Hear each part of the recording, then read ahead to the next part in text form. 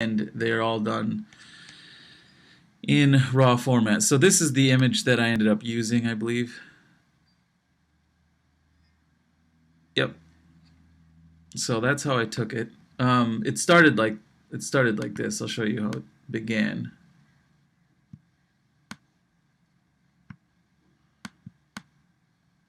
So that's how it began. So when you take in camera raw, what the point is it takes all the detail possible. So it doesn't spit it out of the camera in a JPEG format. Because if it already spits it out of the camera in a JPEG format, it's already processed and you don't have a lot of leeway to work with. So all I did, I just click auto first. It does some things. I wanted the clarity all the way up right away. So you'll see how that goes. You can see I've been sunburned lately. Now, of course, you'll see what we had here. I had a hair. So all I did is, this was like done at like 1 in the morning. So I simply like slicked my hair back to give a little mafia feel or something. And then apparently I just had a hair there. So I just used the spot healing brush. Let's put that down a little bit. Now watch what happens. Just go over that thing. It just erases it out of there.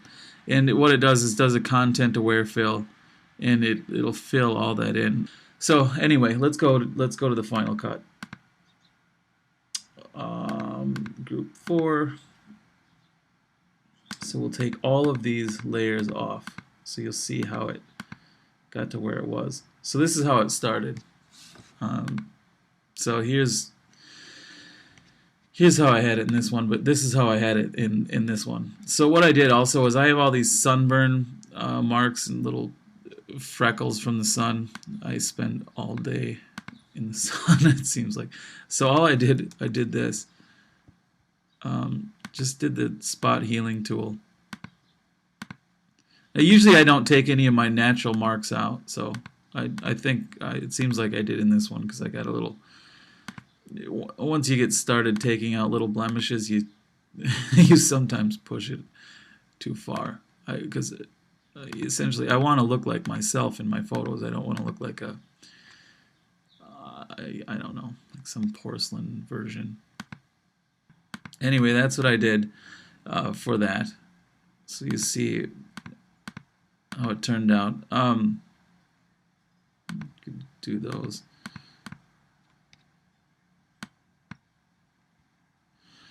It's a good tool. So anyway, that's what I did, and I got to this. So I obviously desaturated more in the camera raw last night. Then what did I do next? You know, it's essentially done here. So I you know, simply went like you know, around this area and just cropped. Not quite like that. I guess it was a little wider.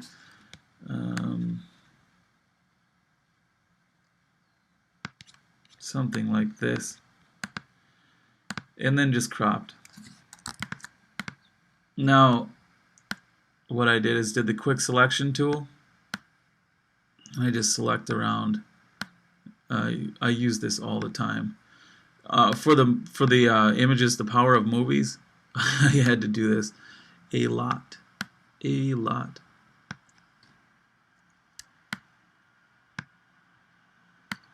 So, you know, we just do that.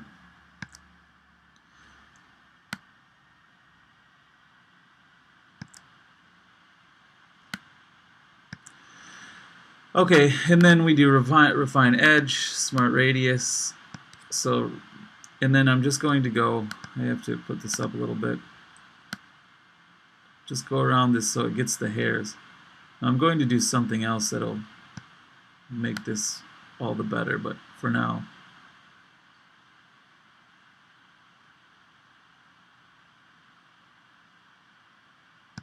That's good.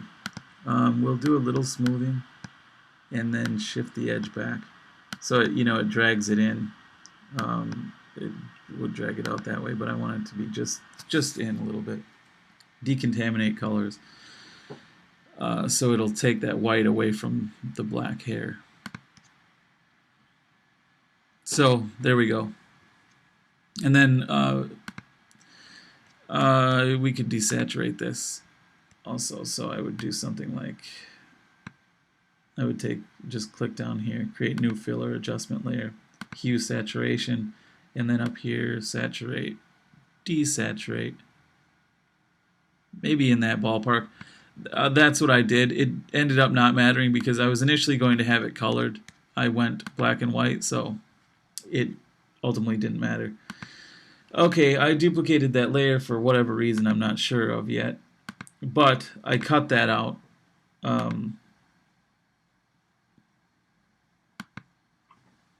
So that's how I had it. I ultimately cut the seat back out.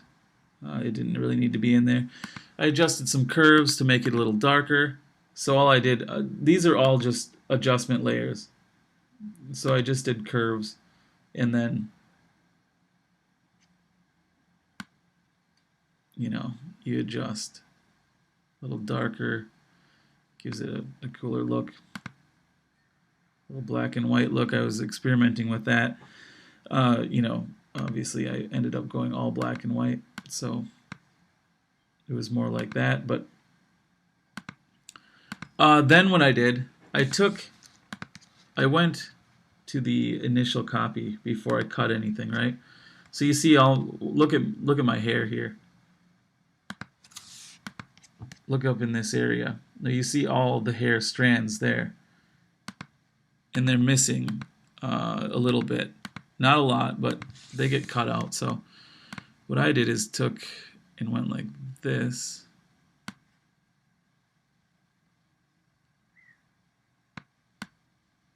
And then I copied that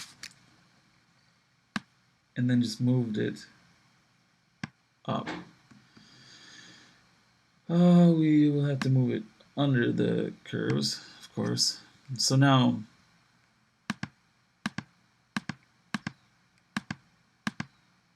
what are we doing here? Oh, there we go.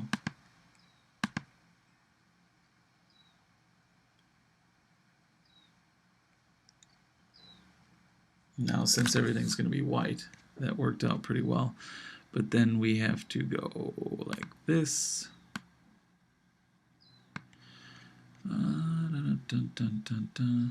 That portion didn't turn out very white.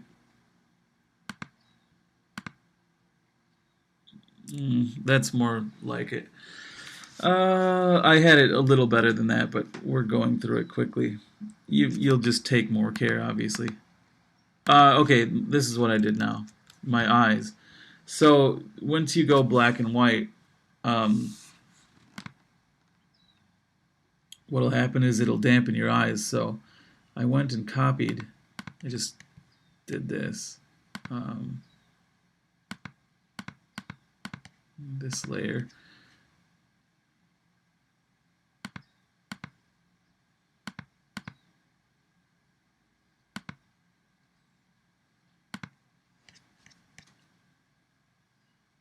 So I just copied the eyes, right? So you can go up here, edit copy. I do Command C. It would be Control C on PC. I'm on the MacBook Pro right now. So I just copied the eyes. I moved them up here. And so you'll see I just made them brighter. Now you can't see that here.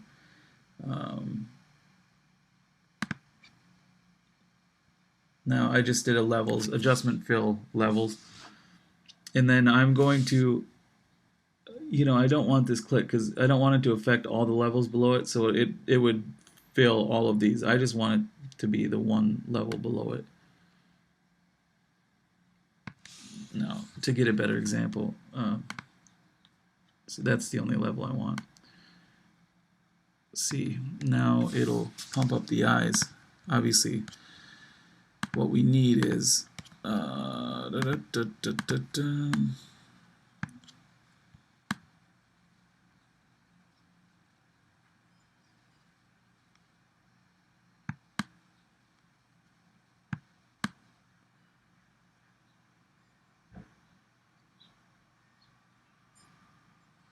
That's not what I needed. Sometimes even I am get distracted. Well, many times, I shouldn't say sometimes. So I just paint around that. You see it doesn't look right now, but it will.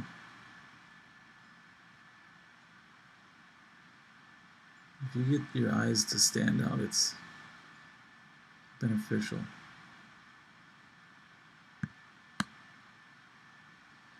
Now I'll come down a little bit on that whiteness.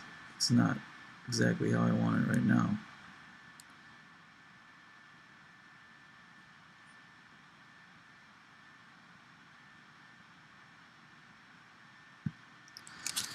But if we move out is where we'll see it. It's a little too bright, of course.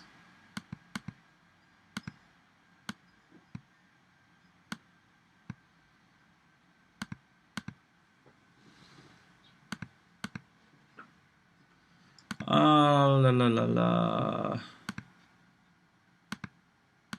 Something like that. I'll leave it. Let's see what we did here. I just put everything.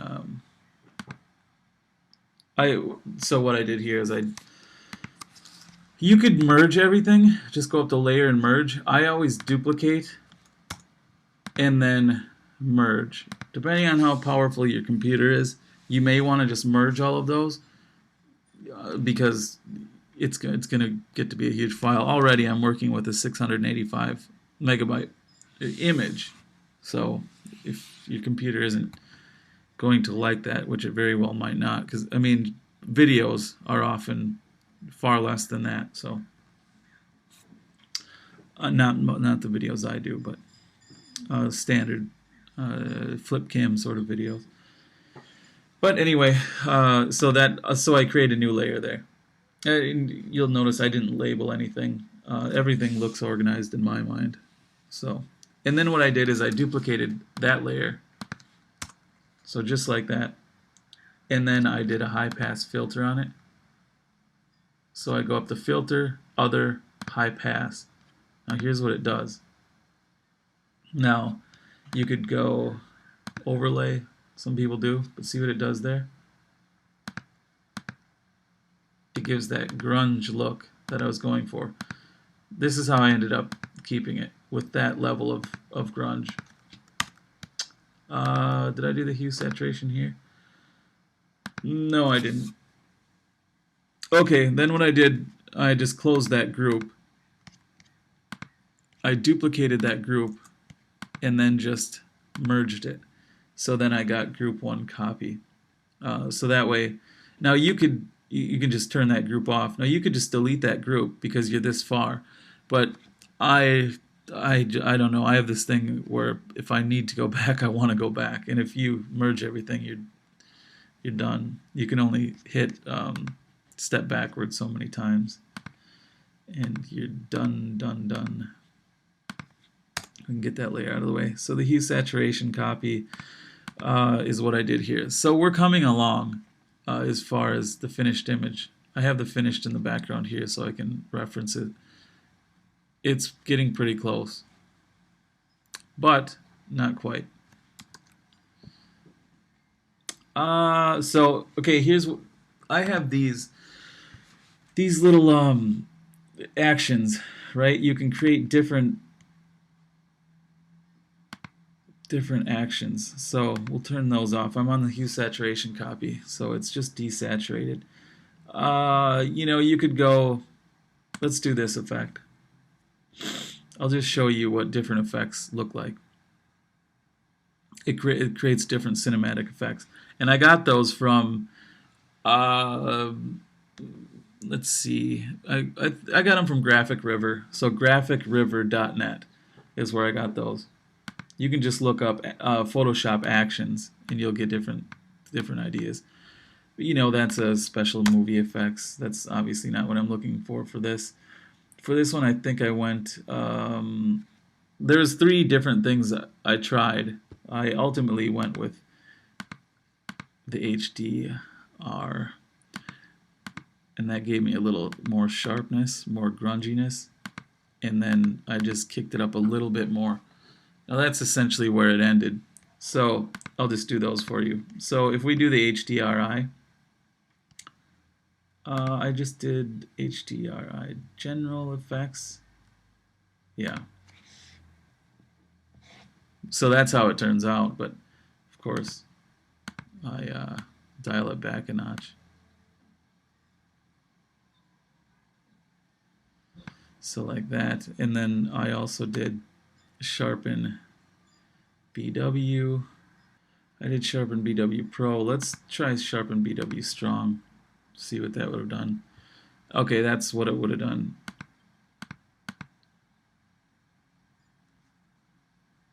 I'm kind of digging that.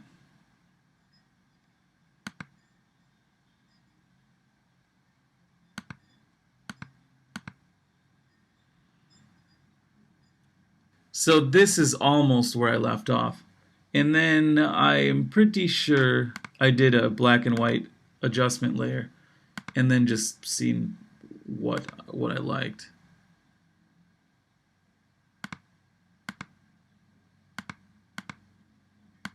Oh, yeah. It's not going to do anything with those already as is.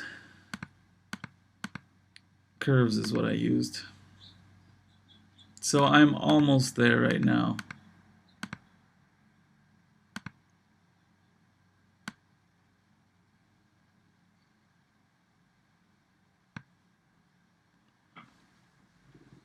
Yeah, I like that lighter face.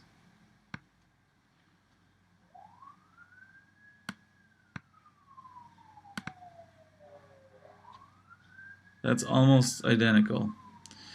So that's essentially what I did there. So you've got, go download, I don't know what they cost. Maybe $4 to $6 for these actions. You can get all sorts of different actions that'll do all sorts of crazy things for different looks. You'll notice, everything that I do for the Movie Star Entrepreneur fan page is cinematic in nature. So it's nice to have these 300. We'll do the 300 one. Let's just get rid of these. I'll show you the effect it gives.